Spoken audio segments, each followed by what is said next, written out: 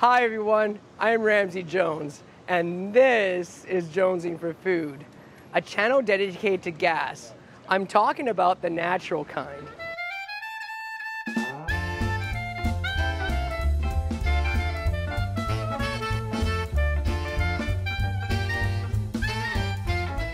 I am starting the day by going to Lyft Breakfast Bakery. It has a variety of pastries and breakfast options. It is a very popular place to go to in North Vancouver. I will be taking my food down to Waterfront Park. It's just a 3-minute drive away, where you see the like button.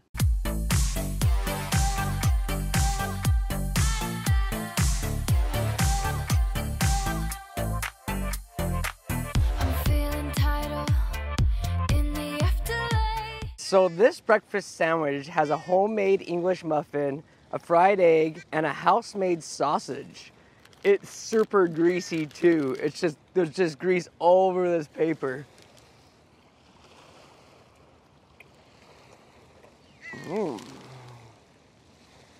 Oh, that's so good. The homemade English muffin is awesome. It's thicker than most English muffins that I'm used to. And it's, I think it's made of whole wheat too. It looks like it's a whole wheat English muffin, and so it's a bit more heartiness to it. And this sausage is just blowing me away. It is super tasty. You can really taste how they seared each side of the sausage really nicely, which gives it a lot of flavor. This thing is super greasy, so I gotta be very careful not to get any on my shirt. Oh man, this crow is flying by my pastry, and I don't want him to get that because I want to review that. Yeah, this is a really heavy sandwich, so I'd go for a walk afterwards. Or maybe a swim. Oh wait, yeah, you're not supposed to do that. I don't recommend you go swimming after you eat this. So now I got a wasp and a crow after this Kauign Aman. It's called a Kauign Aman, even though it starts with a K. Apparently it's from Quebec. So what it is, it's kind of like a croissant that's mixed with brown sugar, and then it caramelizes in the oven. Sorry creatures, this is all mine. Yeah, it's really fluffy and airy in there. And there's just a hint of that brown sugar in there, and it caramelizes in the oven, which is quite nice. It's not too sweet either. It's a little crunchy on the outside, which gives it some nice texture. And the caramelizing of the sugar with this croissant thing is an excellent combination. For lunch, I'm going to Sashimiya. It's a little takeout sushi place in downtown Vancouver. I will be taking my sushi down to George Wainborn Park. It's just a 6-minute walk away, where you see the subscribe button. It's going viral in the air tonight, and I'm a psycho for your afterbite, caught in a spiral.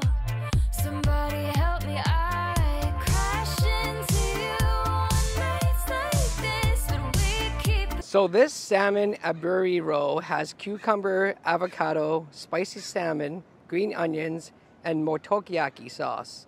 Motokiaki sauce, I'm not sure if I'm saying that correctly, is just Japanese mayo. Sometimes they add other seasonings like capers into it. Whew, it's hot as a tea kettle out here. So this salmon aburi roll was the first thing the lady recommended that I do for the review. It's one of their most popular items. I'm just gonna eat the sushi with my hands because someone commented on my videos that it's okay to eat sushi with your hands. And you can always trust strangers, especially on the internet. All right. So I just mixed the wasabi inside the soy sauce here, so I got some spicy soy sauce. In Japan, you don't really get a choice. They just put the wasabi within the roll. I'm looking forward to this. Oh, there's a punch of flavors there. And the salmon just like dissolves in the mouth. I'm not really a sushi expert. I'm from Calgary, so a landlocked city. There's not really... It's like the sushi's decent there, but I don't think it's amazing. But this definitely beats anything I've had in Calgary. So you can taste a bit of the kick from the spicy salmon, but really a lot of the spice is coming from the soy sauce with wasabi that I have in there. I put a lot of wasabi into my soy sauce. I really like the crunch that the cucumber gives this. The avocado just give it a nice like soothing texture in there. And then the mayonnaise, it's quite like normal mayonnaise, that Japanese mayonnaise. Oh yeah. Awesome stuff. So this California roll has real crab meat, avocado, cucumber, mayo, and sesame seeds. I wonder why they just used real mayo instead of the Japanese mayo. Oh well. I love how they're using real crab meat instead of that pollock stuff, so they just specify that it is real crab meat. It's probably a pretty quality place. So I know the California roe is just kind of basic, but it's the most popular roe, and I really like them, so I thought we'd try them out. Got a good dipping there. Oh, wow. This is so refreshing. You can tell it's real crab meat because it's so much better than that pollock stuff. Just the ingredients are just awesome, and it's put together so well. The Dynamite roe has prawn tempura, real crab meat, cucumber, avocado, lettuce, sesame seeds, spicy mayo, and masago. Masago is just that fish eggs that's on top. When I was looking up what masago was, I read that there's a lot of amino acids in those fish eggs. So I don't need to buy any BCAAs anymore. I can just eat a lot of fish eggs when I'm working out. This Dynamite roll looks crazy.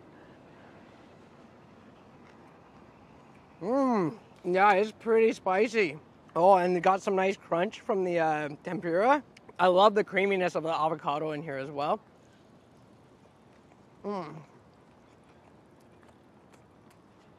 Yeah.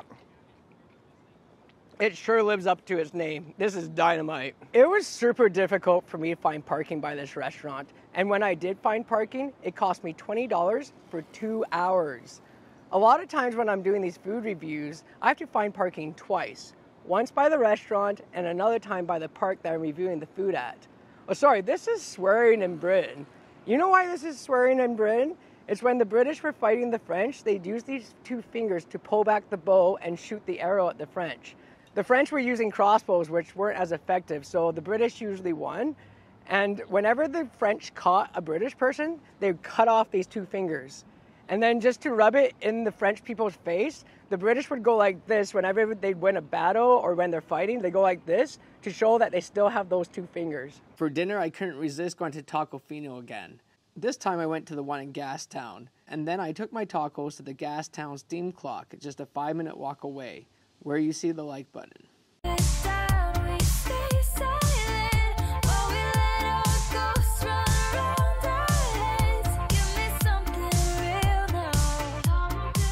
This eggplant taco has sweet and spicy slaw, lime crema, cilantro, peanuts, sriracha. So I know I've already done Tacofino before, but I love this place so much, I just wanted to go back. And also the tacos are a little bit different this time. Each location has a little bit different types of tacos. So this eggplant taco kind of looks like a fish taco.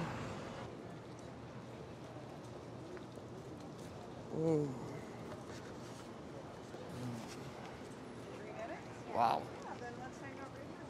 That's awesome. That peanut crunch that comes in the end just adds a lot to this. The spiciness of the sriracha it goes really nicely with the peanuts that are on top. The batter is nice and crispy. They got some good grill marks on the taco shell here, and they just crisp it up nicely. The eggplant is just quite nice. It's really nice in that batter. It has some meatiness to it as well. This crispy chicken taco has cabbage, pickled vegetables, chimichurri, buttermilk chili crema. Okay, let's go with oh God. I just dropped my tacos. I'm still gonna eat them. Kinda gross. But I'm gonna get the part that didn't fall on the floor that much. Oh man, the stuff I do for YouTube. They just crisp this chicken up really nicely. It's got a nice batter to it. Yeah, the buttermilk chili crema goes really nice with the crispy chicken, and it gives it some heat. The pickled vegetables in here give the taco a lot of complexity of flavors. Yeah, it's a really nice taco. I'm not sure if I want to eat too much more of this because it did fall on the floor. I'm just gonna go back and buy it again just so I can enjoy this. This chorizo one didn't fall on the floor, so I'm okay with eating this one. At least I don't think it did fall on the floor. That's really loud.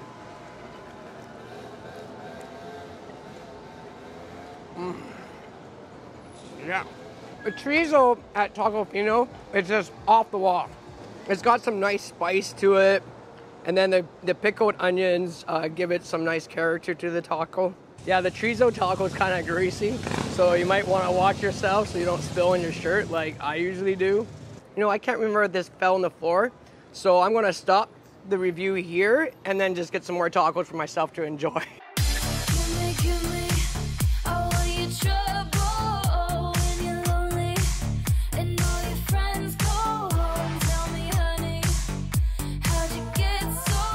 I hope you enjoyed this episode of Jonesing for Food.